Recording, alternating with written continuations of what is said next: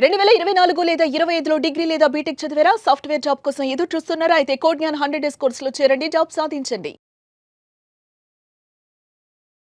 నమస్కారం అలగారి రవీంద్రనాథ్ గారు. నమస్తే అండి సిరి గారు. అనంత్ అంబానీ గారు రీసెంట్ గా స్టార్ట్ చేసిన వంటారా అనే వన్యప్రాణుల సంరక్షణ ఏదైతే ఉందో దానికి సంబంధించి supreme court SIT special investigation team అయితే ఏర్పాటు చేయడం జరిగింది. అండ్ దానికి సంబంధించి వివాదం కూడా చోటు చేసుకుంది. ఇంతకీ ఏంటి సార్, ఏం జరిగింది? అసలు దాని వెనకాల ఉన్న రీజన్ ఏంటి సార్?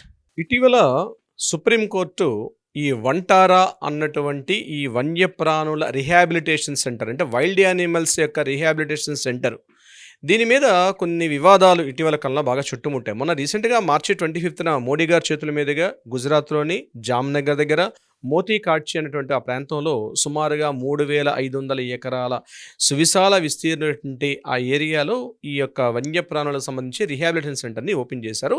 ఇది రిలయన్స్ ఫౌండేషన్ అన్నటువంటి సంస్థ ద్వారా అనంత్ అంబానీ, అంటే మన ముఖేష్ అంబానీ గారి యొక్క కుమారుడు అనంత్ అంబానీ గారి పేరు మీదుగా దీన్ని మెయింటైన్ చేయడం జరిగింది. ఇంతకుముందు లాస్ట్ ఇయర్ ఫిబ్రవరి 26న దీన్ని ఏర్పాటు చేసినప్పటికీ మళ్ళీ అంటే మొన్న ఇది మనం ఆగస్టుకు వచ్చామంటే మొన్న మార్చిలో దీని మీద ఓపెన్ చేయడం జరిగింది. ఈ యొక్క రీహాబిలిటేషన్ సెంటర్ అంటే 3 రకాల ప్రధాన ఉద్దేశాలకు సంబంధించి ఈ యొక్క వన్యప్రాణుల, అంటే వైల్డ్ యానిమల్స్ని ప్రొటెక్ట్ చేసే విధంగా దీన్ని ఏర్పాటు చేయడం జరిగింది. ఒకటి ఏంటంటే అంతరించిపోతున్నటువంటి జీవజాతుల్ని మరలా వాటిని ప్రొటెక్ట్ చేయడం అనే ఉద్దేశం. రెండోది స్థానభ్రంశం చెందినటువంటి యానిమల్స్, అంటే ఒక ప్రాంతానికే నిర్దేశించబడిన యానిమల్స్ మనం పెరుగుతున్నటువంటి మోడర్నేషన్ వల్ల ఆ ప్రాంతంలో అంతరించిపోతూ వేరే ప్రాంతాన్ని తరలిపోతున్నటువంటి ఈ వైల్డ్ యానిమల్స్ని వాటిని ప్రొటెక్ట్ చేసే ఉద్దేశం.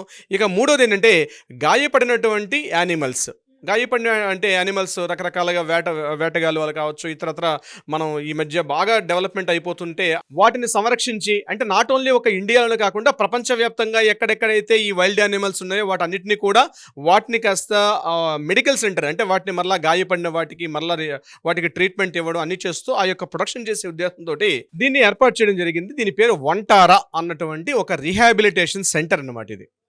సో దీన్ని మంచి ఉద్దేశంతో స్టార్ట్ చేశారా అన్నప్పటికి కూడా దీని మీద కొన్ని రకాల వివాదాలు అయితే చుట్టుముట్టాయి. ముఖ్యంగా ఎక్కడ ప్రారంభమైంది ఈ యొక్క ప్రాబ్లం అంటే దీని మీద కొల్హాపూర్లో ఈ ఏనుగులకు బాగా ప్రసిద్ధి. కొల్హాపూర్ ప్రాంతం దగ్గర ఈ మాధురి అన్నటువంటి ఒక ఎలిఫెంట్ని ఇక్కడ నుంచి గుజరాత్ ప్రాంతానికి తరలించే ప్రయత్నం చేశారు. సో మొదటగా వివాదం అనేది ఇక్కడ మొదలైంది. ఆల్రెడీ గాయపడినటువంటి ఎలిఫెంట్, దాని పేరు మాధురి. ఆ యొక్క మాధురిని ఇక్కడ నుంచి తరలించే ప్రయత్నంలో కొన్ని వివాదాలు చుట్టుముట్టాయి. అంటే ఇలా తరలించడం సరైనది కాదు అని చెప్పి, అంటే కొల్హాపూరు, మహారాష్ట్ర ఈ ప్రాంతంలో ఉన్నటువంటి ప్రాంతాల్లో ఒకప్పుడు మనం చరిత్ర చూసినట్లయితే వైల్డ్ యానిమల్స్కి చాలా పెట్టింది పేరు. ముఖ్యంగా సహ్యాద్రి కనుమలు అన్నీ కూడా ఉంటాయి.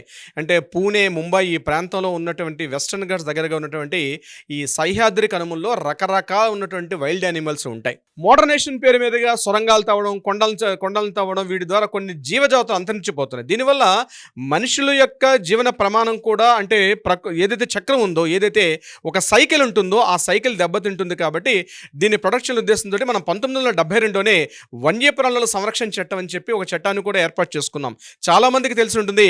ఆ వన్యప్రాణుల చట్టానికి అనుగుణంగానే అప్పుడు సినిమా హీరో సల్మాన్ ఖాన్ పైన కూడా తీవ్రమైనటువంటి ఆ యొక్క కృష్ణ జింకల్ని ఎప్పుడైతే తను వేటాడాడో దాని మీద కూడా అప్పుడు వైష్ణోయ్ అనేటువంటి ఆ యొక్క తెగ కోర్టుకు వెళ్ళడం, అక్కడ జింకల్ని వేటాడి వాటిని అక్కడ ఆహారంగా తీసుకున్నారు అన్నటువంటి నెపం మీద సల్మాన్ ఖాన్ లాంటి మల్టీ స్టార్ను కూడా దానిలో రకరకాలుగా చట్టాలు, కేసులను కూడా ఆయన పడడం జరిగింది. సో అటువంటిది అంటే వన్యప్రాణుల యొక్క సంరక్షణ చట్టం. అంటే మన చట్టాలు చాలా కఠినంగా ఉంటాయి.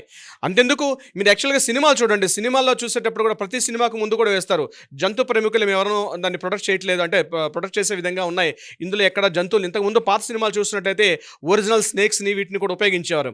కానీ ఎప్పుడైతే టెక్నాలజీ డెవలప్ అయిందో అవి కూడా జీవజాతులే. వాటిని తీసుకొచ్చి బహిరంగంగా పట్టుకోవడం, అవి పట్టుకొని తీసుకొచ్చి సినిమా షూటింగ్ల పేరు మీద కాబట్టి హింసించడం, ఇవన్నీ కూడా కరెక్ట్ కాదని ఉద్దేశంతో వాటన్నిటిని కూడా చట్టం మనం పూర్తిగా గుర్తించాల్సిందని చెప్పి ఇటీవల గట్టిగా చెప్పండి, ఒక 2 దశాబ్దాలుగా సినిమా షూటింగ్ల్లో ఈ ఒరిజినల్ స్నేక్స్ కానీ, ఒరిజినల్ మంకీస్ కానీ, ఒరిజినల్ యానిమల్స్ కానీ, అంటే ఒరిజినల్ సింహాలు కానీ, ఒరిజినల్ టైగర్స్ కానీ ఏ సినిమాలు లేకుండా కేవలం గ్రాఫిక్స్తో చేస్తున్నారు. అంటే వాటి యొక్క అంతరించిపోతున్న తెగలు.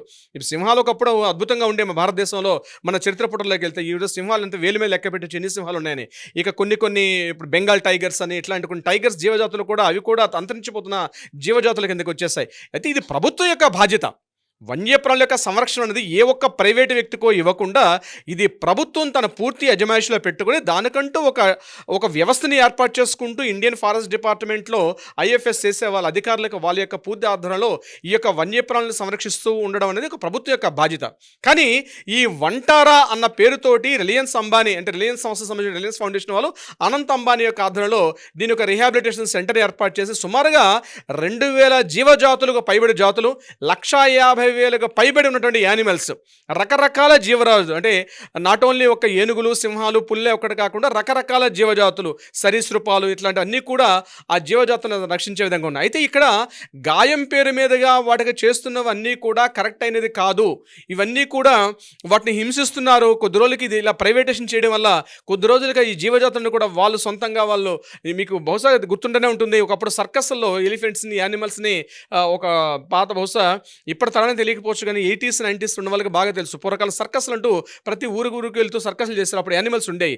ఇప్పుడు ఆ పూర్తిగా సర్కస్లు నిషేధించేశారు. అట్లా చేయడం వల్ల ఇప్పుడు ఇలాంటి ప్రైవేటు వ్యక్తుల పేరు మీదుగా ఇలాంటి ఇవ్వడం వల్ల కొన్ని ప్రాబ్లమ్స్ వస్తున్నాయని చెప్పి దీని మీద ప్రజా ప్రయోజన వాద్యం అంటే పిల్ పబ్లిక్ ఇంట్రెస్ట్ లిటిగేషన్ అని చెప్పి పిల్ అనేవి సుప్రీంకోర్టులో వేయడం జరిగింది. ఇంతకుముందు హిమాంశు సాల్వస్ అని చెప్పేసి వాళ్ళు కూడా దీని మీద కేసు వేస్తే ఆ కేసు హైకోర్టు ఢిల్లీ హైకోర్టు కొట్టేసింది. కానీ కొంతమంది ఏం చేశారంటే జంతు ప్రేమికులు కొంతమంది సుప్రీంకోర్టులో వేసి ప్రత్యేకించి వంటారాలో జరుగుతున్నటువంటి యానిమల్స్ ఏం చెప్తుంది. అయితే మెయిన్ ఎందుకు డౌట్ వచ్చిందంటే వంటార అనేది ప్రైవేట్ అంటే పబ్లిక్ని నిషేధం అనమాట. అంటే పబ్లిక్ ఎవరిని కూడా లోపలికి అలౌ చేయట్లేదు. ఆ లోపల ఏం జరుగుతుందో తెలియదు. పబ్లిక్ అట్లీస్ట్ ఇప్పుడు ఉదాహరణకి మనకి హైదరాబాద్లో నెహ్రూ జూలాజికల్ పార్క్ ఉంది. నెహ్రూ జూలాజికల్ పార్క్ కూడా వన్యప్రాణుల యొక్క సంరక్షణ చట్టం కింద పనిచేస్తుంటుంది. ఎవరైనా మనం జూ పార్క్ వెళ్ళొచ్చు. అది ప్రభుత్వ ఆధ్వర్యంలో నడుస్తున్న సంస్థ కాబట్టి టికెట్ చెల్లించి మనం అక్కడ క్యూరేటర్స్ ఉంటారు. వాళ్ళ ఆధ్వర్యంలో ఒక్కొక్క యానిమల్స్కి ఒక్కొక్క కేజీ బోన్స్ ఉంటాయి. వాటిలో సంరక్షిస్తుంటారు. వాటికి ఆహారం మెయింటెనెన్స్ అన్ని కూడా చేస్తారు. కానీ ఈ వంటారాని ఏదైతే వీళ్ళు ఏర్పాటు చేసుకున్న రిహాబిలిటేషన్ సెంటర్ ఉందో సుమారుగా 3,500 ఎకరాలు అంటే మీకు అర్థమై ఉంటుంది. అంత పెద్ద విశాలమైన స్థితిలో ఒక ప్రైవేట్ గస్తీ ఏర్పాటు చేసుకొని పబ్లిక్ ప్రాపర్టీ కాకుండా పబ్లిక్ వ్యక్తులు ఎవరు వెళ్లకుండా కేవలం ఒక లిమిటెడ్ మెంబర్స్కి అలౌ చేసుకుంటూ దీన్ని సంరక్షించుకోవడం కరెక్ట్ కాదని చెప్పి దీని మీద పిల్ ఏర్పాటు చేశారు.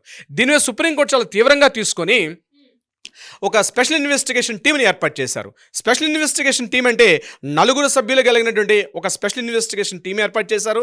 ముఖ్యంగా చీఫ్ జస్టిస్ అయినటువంటి పంకజ్ మిట్టల్ అండ్ ప్రసన్న బి వరాలే అని ఇద్దరు జస్టిస్లు. ఈ ఇద్దరు జస్టిస్ల ఆధ్వర్యంలో ఒక 2 పిల్స్ని కూడా వీళ్ళు ఒక 2 పబ్లిక్ ఇంట్రెస్ట్ లిటిగేషన్స్ వాద్యాలు వచ్చిన తర్వాత దీని మీద విచారణ చేసి 4 సభ్యులు కలిగినటువంటి ఒక టీంని ఏర్పాటు చేశారు. ఆ 4 సభ్యుల్లో కూడా మన రాష్ట్రానికి సంబంధించిన జాస్తి చలమేశ్వరరావు గారు దీనిలో రిటైర్డ్ అయిన ఒక జస్టిస్గా పనిచేశారు. జాస్తి చలమేశ్వరరావు గారి యొక్క నేతృత్వంలో మిగిలినటువంటి 3 సభ్యులు కూడా హేమంత్ నాగవాలే, అలాగే ఈయనకొప్పుడు ముంబైకి పోలీస్ కమిషనర్గా పనిచేశారు ఈయన. అదేవిధంగా రాఘవేంద్ర చౌహాన్ ఈయన కూడా సుప్రీంకోర్టులో జస్టిస్గా పనిచేశారు. ఇది కాకుండా ఐఎఫ్ఎస్ అయినటువంటి అనీష్ గుప్తా గారు వీళ్ళ 3 సభ్యులు, అదేవిధంగా జాస్తి చలమేశ్వరరావు గారు వీళ్ళ 4 కలిగిన ఒక సీటుని ఏర్పాటు చేసి అసలు ఏం జరుగుతుంది వంటారాలో వీళ్ళకి సంపూర్ణమైన అధికారులు ఇస్తూ పూర్తిగా ఎన్ని జీవజాతులు ఉన్నాయి, అసలు నిజంగా జరుగుతుందా లేదా, రిలయన్స్ అనంత్ అంబానీ గారి ఆధ్వర్యంలో ఇదేమైనా పక్కద్రోవ పట్టే విధంగా అంటే ఇంటర్నేషనల్ అంతర్జాతీయ ఈ వైల్డ్ యానిమల్స్ చట్టాలకు అనుగుణంగా ఈ యానిమల్స్ యొక్క సరఫరా కానీ కొనుగోలు కానీ అట్లానే చేస్తున్నారా అంటే రకరకాలుగా ఈరోజు కోట్ల రూపాయల విలువ ఉంటుందన్నమాట.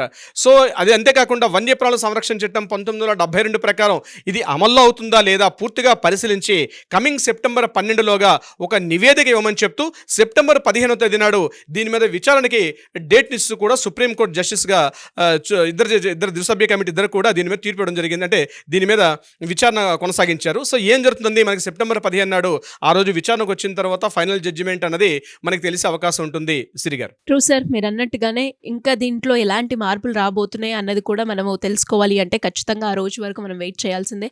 Anyways great information. Thank you so much. Thank you so much Siri garu. Suman టీవీలో మీ పర్సనల్ అండ్ బిజినెస్ ప్రమోషన్స్ కోసం కింది నెంబర్కి కాంటాక్ట్ చేయండి.